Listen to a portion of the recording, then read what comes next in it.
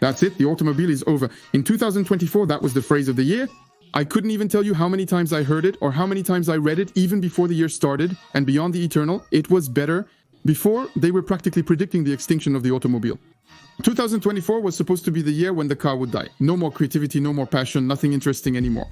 To be honest, we had reasons to think so with stricter laws, more soulless models and historic brands that sometimes seemed lost in their own lineup, or completely off the mark. And yet, a surprise for everyone interested in cars, you have to admit there was still quite a lot going on this year. And there are plenty of important or interesting models we can talk about. Bold concepts, unexpected comebacks, or new releases that make you dream. Quite a few news stories managed to capture our attention, to excite us, and sometimes even to surprise us. If we stay objective, for a year when everything was supposed to stop, we have to admit that we saw some remarkable new things arrive. So, a heads up for those who spent a year in a coma. I'm not telling you that we've seen cars arrive that are ready to enter the Automotive Hall of Fame alongside a Mercedes 300 SL or a 250 GTO. But 2024 has nevertheless seen the birth of cars with a little extra soul. Models that dare and offer something extra, even in a context that's saturated with constraints. And yes, it's clear that we're no longer in the golden age of the 50s or 60s, but 2024 reminded us of one essential thing: the automobile is still very much alive. The problem is that even if 2024 was a good year, not all models are renewed every year. So if we look ahead to 2025, we can probably expect less exciting automotive news. So here we go. This is the first video of 2025 on the channel, so to start, Happy New Year to everyone. And as you guessed, today we're going to talk about the models that made an impact in 2024 and those that disappeared. And above all, about the year that's starting and what awaits us in the coming months. And I'll also share with you the major trends in automotive design that we can expect to see on our roads.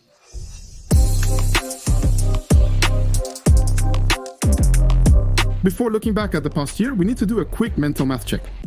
2025 is the year that marks the milestone of 10 years before 2035, the famous year when the sale of new combustion engine cars will be banned in the European Union.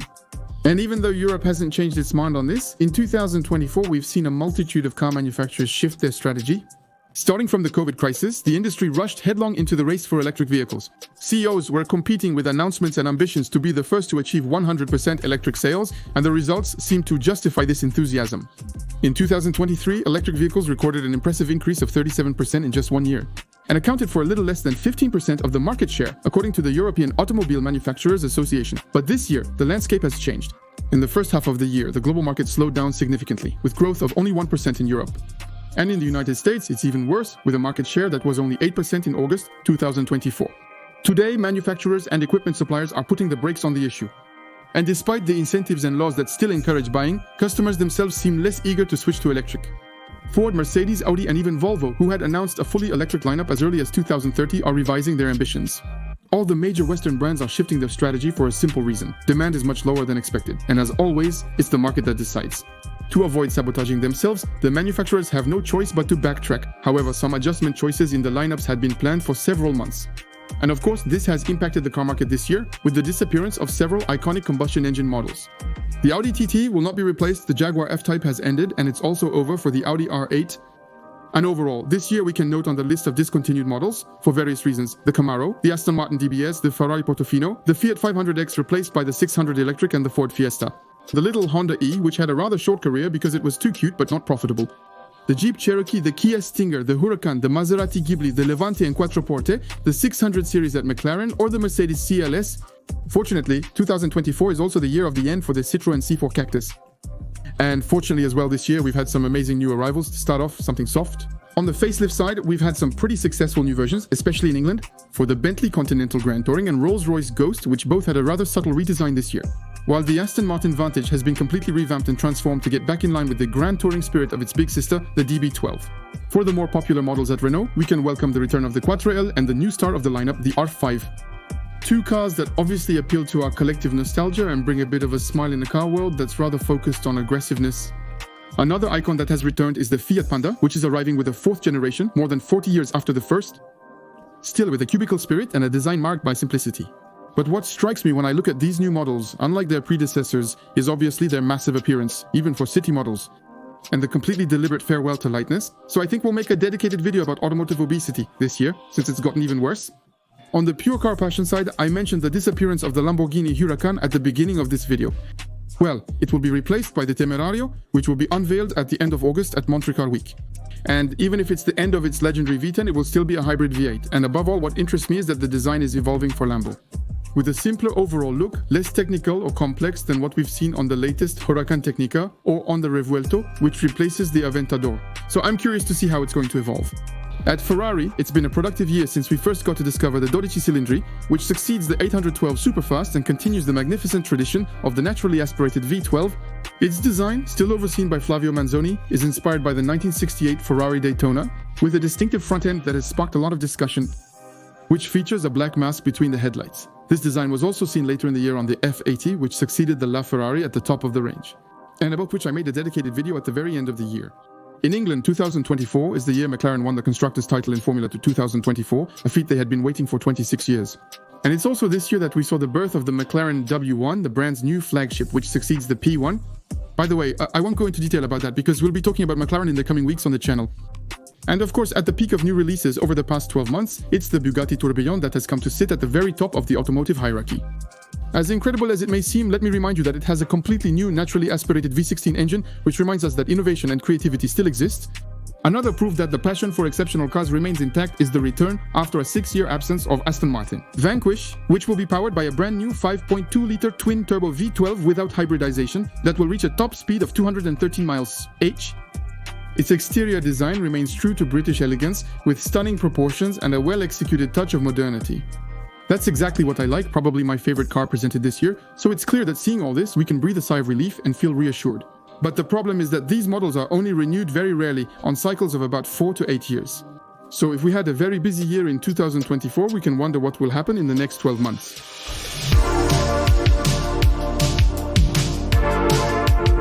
As we've seen, there certainly won't be such a showcase of supercars for a few more years, and we might conclude that we should expect a rather dull year in 2025 in terms of automotive news. But since I hate being pessimistic, I tell myself that this year there are plenty of good things that are going to happen. On the competition side, 2025 will be a very interesting year in Formula, with a championship that should be highly contested. Since we're reaching a convergence of performance for all the cars before the new regulations in 2026, plus Lewis Hamilton starting at Ferrari and 4 new drivers on the grid, including a young Frenchman, but that's not really about design. What's going to be interesting to watch this year is more about the new things being offered to the public, and especially the new identities of several brands that will keep reinventing themselves. For example, this year we should see the new identity of Citroën with the new 5th generation, based on the Aircross concept presented at the Paris Motor Show. It takes design cues that we've already seen on the IC3 but in a flagship version. 2025 will be a pivotal year for the repositioning of Citroën, which should move away from its soft and rounded formal language to adopt a more solid and serious identity that inspires reliability. And to be able to compete directly with Dacia, which will enter the same segment with its Bigster. The Bigster is the big brother of the Duster, which will allow Dacia to expand its sport utility vehicle lineup and enter the C segment, just like Peugeot with its 2008 and 3008 or Renault with its Captur and Austral. And by entering this league of C-segment SUVs, the Bigster is targeting the most important market in Europe, which accounts for nearly 1 in 4 sales and offers higher profit margins. Until now, Dacia was absent from this segment.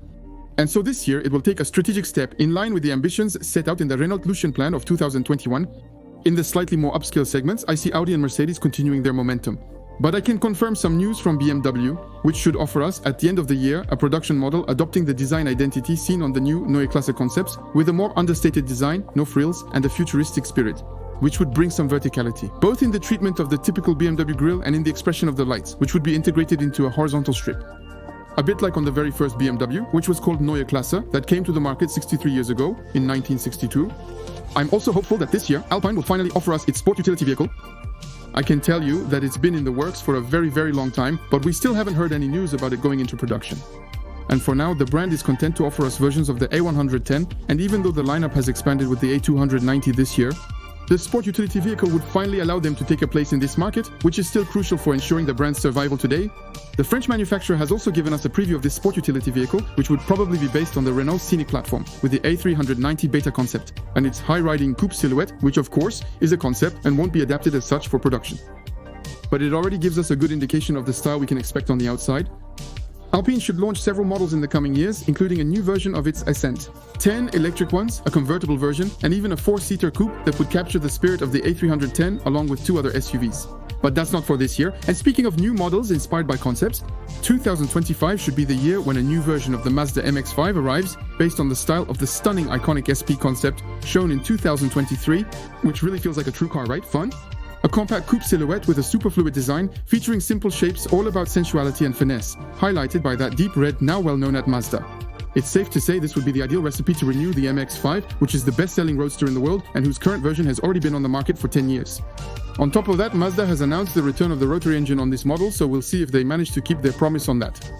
In any case, what I like about this topic are the words of Masahiro Moro, the president of the brand, who reminded us during the presentation of this concept that Mazda will always offer its customers vehicles designed to remind them that cars are a pure source of pleasure and an integral part of their lives. Otherwise this year, without having a specific model in mind. I also see the continued rise of certain brands that have changed quite a bit lately and have offered us some pretty interesting things. I'm thinking of Dacia, for example, but also and especially of Kia and Hyundai, which have undergone quite a transformation and are starting to have an increasingly coherent lineup, each with their own distinctive style, which also stands out from the market standards. So that brings something new, and I think it's interesting. 2025 might also be a dangerous year for Tesla, which apparently shouldn't be presenting any major new developments in the coming months. But above all, it's going to face more and more competition in Europe. Since 2025 will undoubtedly be a year of progress for the arrival of Chinese brands on our market, which have already started to make a strong entry. Even if it's happening quietly, believe me, they are becoming more and more established. And by the way, I'll also make a dedicated video about it, probably sometime in February.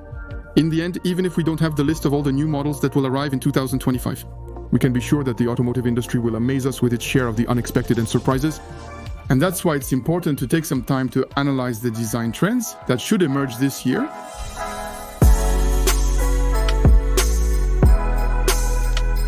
Out of the 101 new cars that were presented in 2024, the Audi A5 was crowned Car of the Year by Car Industry Analysis, gathering the highest percentage of positive reviews, just narrowly ahead of the Renault 5. And this new A5, presented in July, it's a car that, unlike many new models on the market, does not offer a fully electric version, and it replaces both the A4 and the A5, because now all of Audi's electric models will have even numbers. So the A4 with a combustion engine is disappearing in favor of this new family car, which will be available with several engines, including a brand new 3-liter V6 diesel, unthinkable 2 or 3 years ago. And the reason I'm talking about this car is because its design features a trend that we're going to keep seeing everywhere this year.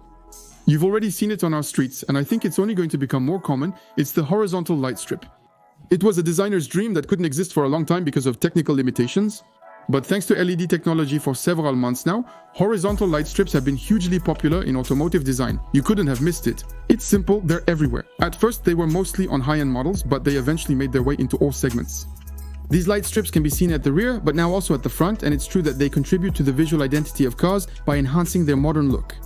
And if designers like them so much, there's a reason for it. They allow the design to be more horizontal, which is really important because the more horizontal lines you have, the more the car seems low, close to the ground, with better proportions. You've seen this trend on the latest Porsche models like the Taycan or the Cayenne, for example, but also on the Audi Q8 or in Volkswagen's electric family with the ID, Yaris 4 and ID, Yaris 5. Asian manufacturers are also keeping up, with Lexus or the Kia EV6. And we even see it with other mainstream brands like Cupra or Ford on the F150 in its electric version, among others. And even though this trend brought a bit of uniqueness to cars when it first appeared, it's becoming more and more widespread. And in the end, it becomes a rather generic feature that can actually make some models lose their own identity. So, even if we're going to ask designers to reinvent themselves in the coming years with an extra dose of creativity, I can assure you that in 2025, we're not about to see this trend disappear, because it's the modern code of recent times. By the way, for brands to stand out, we've even seen experiments pushed to the extreme, with illuminated logos, illuminated grills, or even light-up grills. That, on the other hand, if it could disappear in 2025, that wouldn't be so bad. Another trend that will actually disappear. In this case, it's actually good news, since we've had it right under our noses for years without understanding it. Fake exhaust pipes, we've seen them in all shapes and sizes. They've been everywhere since the beginning of the downsizing era.